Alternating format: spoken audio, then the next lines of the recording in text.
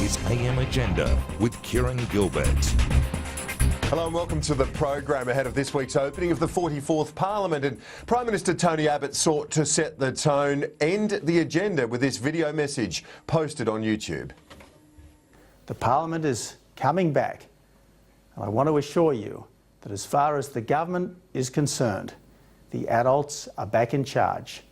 That's what you expect, that's what you want, and that's what you deserve. You've already voted on the carbon tax, but now it's the Parliament's turn. This is my bill to reduce your bills. Abolishing the carbon tax will reduce the average household's cost of living by $550 a year. Coming up a bit later in the program in about 40 minutes, my interview this morning with the manager of the opposition business in the Senate, the leader of the opposition in the Senate, Senator Penny Wong. I asked her about the decision here to oppose the repeal of the carbon tax and whether or not this will lead to ongoing political pain for the Labor Party. I don't think he had a mandate for there to be no limit on pollution, and what we're saying is we're prepared to move to an emissions trading scheme which puts a limit on pollution. What we're not prepared to do is simply roll over because Tony Abbott wants the Labor Party to. I don't think anyone who voted for Labor people expects us to do anything other than fight for the right policy, which is to put a limit on pollution. And with me on the program this morning, the Shadow Minister for Citizenship and Multiculturalism and the Assistant Shadow for Communications, Michelle Rowland from the Sky News Centre. Thanks for being there, Michelle Rowland. And here in the Canberra studio, Parliamentary Secretary to the Treasurer, Steve Ciobo. Steve Ciobo, first to you, the message from Tony Abbott, the adults are in charge. How much will rest on the performance of MPs, the behaviour of MPs in this Parliament to see whether or not that promise is met? Well, I don't think it's that dissimilar to previous parliaments. I mean, the comment isn't directly per se about the behaviour of MPs. Obviously there's a high standard expected at all times, and we all know that. But what it's actually about is our approach to policy. It's about that we intend to be very different to Labor's approach. We saw so many examples from Labor cabinet ministers who would say that the Prime Minister would walk in and demand that there be a policy brief, 2 days later, and something being pushed through Parliament. Our approach is going to be very different to that. Our approach is going to be calm, it's going to be methodical, it's going to be purposeful, and that's what we talk about when we say about being the adults in the room. Do you think it will be a different tone, though, given that absolutely. The hung Parliament was the driver of it? Many say that the then opposition leader, now Prime Minister, drove much of it himself. You know, Kieran, Labor says they're always the victim of circumstance. It was a consequence of the Parliament being the way the Parliament was. I'm not going to say that wasn't a factor.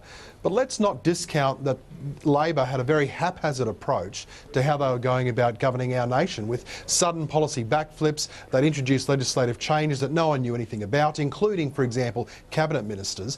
So we are going to set a very different tone. We've attempted to do that already. We want to be calm and purposeful in terms of the way that we're going about governing Australia, and that's going to be our consistent, regular approach from this point forward. Michelle Rowland, do you accept that there will be a different tone of this Parliament inherent in the fact that this is no longer a hung Parliament scenario?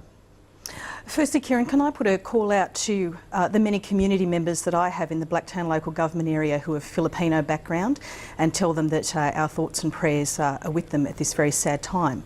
I'd also like to say, in terms of your question about the Parliament, look, I don't think that there's any doubt that this will be a very different opposition to the one that Tony Abbott led in the last Parliament. For a start, this is an opposition that is going to be going in not just purely negative and not just with the intent of bringing down the government before the next election. And let's face it, that is what Tony Abbott's intent was every day of that Parliament. We have already demonstrated that even before Parliament goes back, we are a party of thinkers. We are a party of people who want to put forward strong policy, strong alternative policy. And we've seen that even in the last couple of weeks from many members of the Labor side, including people like Andrew Lee, who's been very forthright. I, for example, gave a speech last Friday to a very significant multicultural group where I laid out the methodologies and the priorities for Labor going forward in the portfolios that I'm responsible for. So we will be a very constructive opposition that goes to the next election with policies rather than with slogans. And as for Michelle the Rowland, adults being... Yeah, okay, I'll let you conclude your answer there on the on that particular message from Mr Abbott? I was just going to say, in terms of the adults being in charge, well, they don't look like adults when Australia has to get its information about asylum seeker policy from the Jakarta Post. Or you've got frenemies within the front bench of the government at the moment wishing that Barnaby Joyce did in fact resign over GrainCorp. So I don't call them adults at all, quite frankly. I'll come back to Steve Ciobo on both of those matters, but I do want to ask you about something you touched on in your first answer, and I should follow up on, of course, the awful typhoon that hit the Philippines. There's been some criticism about the government's level of support on this. What do you say about the amount that's been offered by the government? Is it appropriate? Look, I think that Australia should do everything it can. As to the quantum, I have seen reports that it is not, some people criticising it as not being sufficient. Look, I would hope that in times like this it doesn't become and I don't want to politicise it at all. And we've even seen other regional issues, other regional crises, that natural disasters that happened during the last parliament, where initially a certain amount was pledged and then that was increased. Look, I hope that there is bipartisan support for Australia to do as much as it can, because this is about people's lives and rebuilding. I have no doubt there's bipartisan support in expressing our condolences right across the board to the people of the Philippines. I mean, that is the case, Kieran, and on these issues of natural disasters, you know, as tragic as they all are, and they all are tragic. I mean, we've seen now, you know, expected up to 10,000 fatalities. I mean, it's truly horrific, and of course condolences. But across the parliamentary aisle from both sides of the chamber, we join together, we're bipartisan on these issues, and we'll provide whatever support that we possibly can. That's absolutely the case. Indeed. Let's move on now. I want to just tap into a little bit more of what Tony Abbott said in that video message, particularly on the carbon tax. And it sounded a lot like the message. In fact, the whole video message sounded a lot like the arguments and the message of Mr Abbott before the election as well. Well, look, guilty of being consistent. I mean, we're guilty of saying to the Australian people, this is what we're going to do if you elect us, and now we're going to follow through on that. We made it clear that from our perspective, the last election was essentially a referendum on the carbon tax. We've got a clear mandate from the Australian people to repeal the world's biggest carbon tax, and that is our first order of business this week. It's a new parliament. We're looking forward to getting stuck into it. We've got a heavy workload ahead of us, and one of the first things, well, not one of the first thing we're going to do is to remove the world's biggest carbon tax. Only Labor needs to decide where they stand on this. It's only the Labor Party that stands between Australians having lower electricity prices and a lower cost of living versus digging their heels and ignoring the wishes of the Australian people and saying, we don't care what Australians voted for, we're going to stand by our arrangement with the Greens, and we're going to continue to have the same policy that we used to have. And you can't really argue with the consistency of message, Michelle Rowland, and the fact that Mr Abbott had argued for this and promised that this would be the first legislation that they would put to the Parliament day in, day out in the lead up to the election. I'll put the same question to you that I put to Senator Wong a bit earlier. Are you worried about the political flack that Labor will cop over the coming months by taking this stance? Look, well, firstly, I'll say in terms of that video, that video didn't go far enough. It should have had a bit of a cut from when Tony Abbott said, if we're going to deal with climate change, we should have a simple tax. It should have had that in it as well. So, you know, talking about consistency, what a load of rubbish. What a load of rubbish. This was a party who went to the 2007 and 2010 election promising to put a price on carbon. So I have no doubt that we are on the right side of history. This is the right policy. I still haven't found someone on the coalition side who can explain direct action. It's a friendless policy. You can't find any reputable economists or environmentalists who support it. And it's no wonder then that they are looking forward to going into the Parliament. Well, I certainly am going forward to look to the Parliament, being able to debate markets versus subsidising polluters. I'm very happy to do that because we're on the right side of history, we're on the right side of science. We've seen a war on science from this government, cutting the CSIRO, just ignoring all the facts on climate change. So I'm very happy to go into the Parliament and debate that I support markets, I support a market-based mechanism to dealing with climate change, which is scientifically proven. But hasn't Labor suffered because you've got well ahead of the rest of the world? Now, on the international climate talks underway this week in Warsaw, the government isn't sending a minister, they've got an ambassador there doing the job. They argue now, the Australian newspaper reports this morning, that the government will be in the mainstream of international negotiations and won't sign on to a post-2015 deal, Michelle Rowland, unless other major economies do the same. Now, isn't that a fair benchmark? And as I say, didn't Labor suffer because you were so far ahead of the rest of the world? Well, look, I don't accept that for a minute. I mean, we've seen countries around the world, some of the biggest economies in the world, putting price on carbon. And I don't think that Australia should be the one to actually go in and say, oh, we're going to use something that's not a market-based mechanism. In fact, you won't find anyone around the world who supports what the coalition is proposing. And I'll also say this, when you talk about political flack, the fact is we went to the 2010 election with a promise, with a commitment to bring forward the end of the fixed price on carbon by 1 year. We actually abolished the carbon tax as part of our policy. But the question then becomes, what do you want to replace it with? Do you want to replace it with subsidising polluters or a market-based mechanism? And I believe in Steve markets. Ciobo, I want to ask you about the international climate talks because you don't have a minister there. It sounds like the government isn't giving your officials there any power to sign on to anything that will cost the government any money. So have you given up on these UN talks? We have Australia's climate change ambassador at these discussions. So let me reject completely this notion from Labor that we're not interested in making the world and the environment a better place, that we're not interested in forward-looking policy. We are. We have a climate change ambassador. For goodness sake, this person's core job is to deal with exactly these kinds of international arrangements. But no power to agree to anything if you don't have a minister because ultimately it's got to be decided by the Parliament, right? So let's have an appropriate person who in this case is a climate change ambassador taking part in the talks, developing up what agreements there may be that flow from it, and then we'll look at those agreements. That is the appropriate course of action to do, and it's entirely consistent with what countries do all around the world. But the point I'd make is this, Kieran. You know, I've been sitting here listening now to Michelle talk about how they want to be a new positive Labor Party and how the Labor Party wants to be positive and not just be obstructionist. But all I've heard from Labor in response to us as a new government is negativity about climate change, how they're going to support the world's biggest carbon tax, how they want that to stay in place, negativity about what's happening with border protection, negativity about climate change. So, you know, I think it's a classic example of Labor saying one thing but doing another. On the government's position on the UN international climate talks, has there not been any backsliding here at all in terms of Australia's commitment to these talks? As I say, the first time since the 90s that we don't have a minister there. Sure. Well, you're not going to agree to another round unless every major economy signs on. I'll tell you what we're not going to do.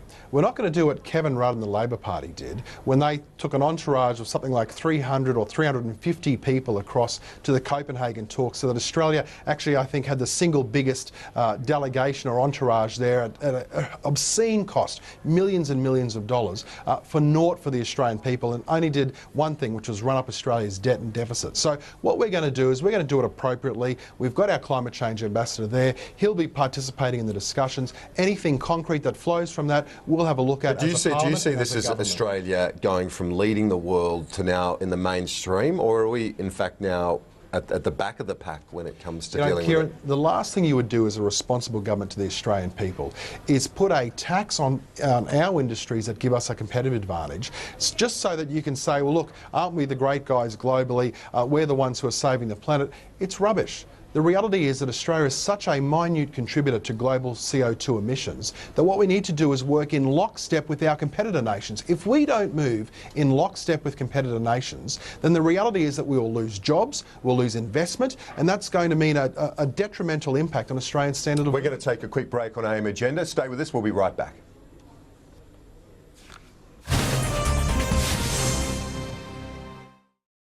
This isn't just a classroom, because it's much more than papers, pens, desks and diagrams. This classroom is really in a classroom.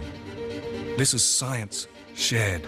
The best teaching the brightest, using brilliant machines to empower local industry to compete on a global scale. Because our most valued resource isn't our technology or even the resource itself, it's our people. Save on car insurance with a little red quote. If you're 30 or over, you're guaranteed to save when you switch your comprehensive policy to Coles Insurance. I saved $295 on my 2013 Mitsubishi Outlander. I saved $123. Easy as that. I saved $286 on my 2001 Holden Commodore. Australians are switching to Coles Insurance, so make the move today and save with Coles little red quote. Springdale it is. Springdale, you could take the old road, 80 miles up Widowmaker's Peak, through the forest to the damned, and over Dead Man's Scarp. Or you could take the new road. Who makes the iX35 Series 2 an SUV that feels tough enough to handle anything? We do. Hyundai. Have you been up all night? I've been looking for hotel deals. 30% discount with breakfast. There's 20% discount with the spa. 40%! Why didn't you just go to Hotels Combined? Hotels Combined! Compare hundreds of travel sites in seconds at Hotels Combined. Say hello to the Bug, the new compact barbecue from Beefeater. With the space, control and versatility to cook whatever you want, the powerful, portable and lightweight Bug goes wherever you do. Visit your Bug retailer today. When you're driving along and your cell phone rings, do your eyes instantly go off the road? Hi, David Jones here with the new GripGo, the most versatile hands-free mount that will instantly grip any phone for safe driving. Just attach the suction cup to your windshield or dash, and GripGo grabs your phone ultra fast. Then look, it peels right off. And check this out. The 360-degree pivoting mount allows you to always get the perfect viewing angle. Now available at Big W. Romsey is a significant rural holding in the heart of the Macedon Ranges. An hour from Melbourne CBD, Romsey offers vast potential for equine syndicates, owners, trainers and investors. Contact Nelson Alexander Smythe now for further information. Hi, here's what's new at Coles. Heinz Big and Chunky Ready Meals to fill you up fast. 5 authentic flavours, they're one big meal. The tasty Big and Chunky Meals range from Heinz. It's new at Coles. This is AM Agenda, and with me this morning, the Parliamentary Secretary to the Treasurer, Steve Ciobo, here in Canberra. And in the Sky News Centre, we've got the Shadow Minister for Citizenship and Multiculturalism, Michelle Rowland. On the issue of border protection and the boats, Steve Ciobo, we've seen some conflicting numbers from the government, from Scott Morrison at the weekend, saying that 2 boats had been rejected by Indonesia, saying they wouldn't accept the return of asylum seekers to Indonesia. That was what Scott Morrison said. The Indonesian officials quoted in the Jakarta Post saying it was 3 vessels, and in the last couple of months, every boat had been rejected.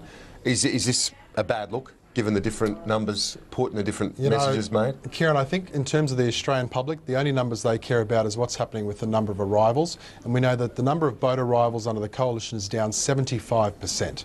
So that's the only number that matters. A decrease of 75% of those that are coming here seeking asylum.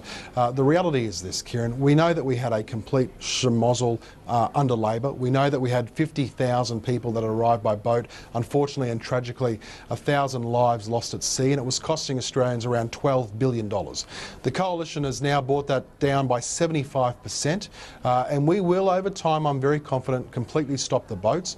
We have a new approach to doing it. We're not going to outsource our immigration policy to people smugglers. We're not going to provide a constant supply of information that they can then market their product out there. We're accountable. We're providing weekly updates, but most importantly, the runs are on the scoreboard, and that is that we are seeing a massive decline in the number of illegal boat arrivals. And Michelle Rowland, doesn't the coalition government deserve credit for that? I know you'll say that the decline started under Labor, but it continued and improved even further in recent weeks under the coalition Abbott government.